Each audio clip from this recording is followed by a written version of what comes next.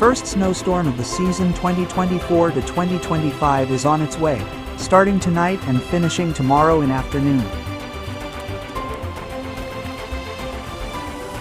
It will be a good blizzard with winds going up from 25 to 40 km per hour.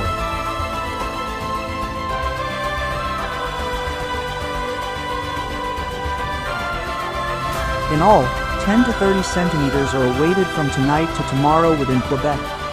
We, in the center of the province, are going to get 10 to 15 centimeters. Stay tuned. If it starts soon enough tonight, I'll film the first flakes and the beginning of the storm.